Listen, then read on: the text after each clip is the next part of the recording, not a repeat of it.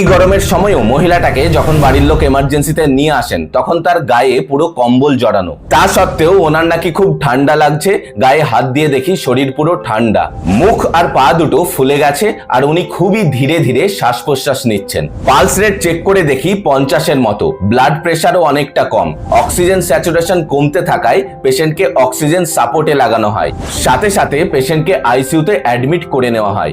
এরপরে বাড়ির লোককে জিজ্ঞাসা করলে ওনারা বলেন কিছুদিন আগেই ওর জ্বর এসেছিল, তারপরে এই সমস্যাগুলো শুরু হয়। আমি জিজ্ঞাসা করি এর আগে ওনার আর কি কি অসুবিধা হতো বলুন। ওনারা বলতে শুরু করেন ও কাজ করলেই একটুতেই হাঁপিয়ে যায়, আগের থেকে ওর ওজন অনেকটা বেড়ে গেছে, ঠান্ডা তো মোটেও সহ্য করতে পারে না, আর কোষ্ঠকাঠিন্য লেগেই থাকে।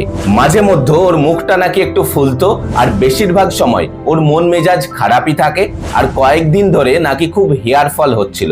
পেশেন্টকে আইসিইউতে steroid hormone, IV thyroid hormone, এছাড়া ওয়ার্মিং সাপোর্ট সমেত আরো বিভিন্ন রকম ভাবে ম্যানেজ করে পুরো সুস্থ করে থাইরয়েড ট্যাবলেট দিয়ে বাড়ি পাঠানো হয়। এটা ছিল মিক্সিডিমা কোমা। থাইরয়েড যখন শরীরে অনেকটা কমে যায় তখন যে কোনো শারীরিক স্ট্রেসের পরে এইরকম এমার্জেন্সি কন্ডিশনের সৃষ্টি হয়। তাই অবশ্যই এইরকম লক্ষণগুলোকে উপেক্ষা করবেন না, আর এইরকম স্টোরি বেসড হেলথ টিপস পেতে অবশ্যই চ্যানেলটিকে সাবস্ক্রাইব করুন।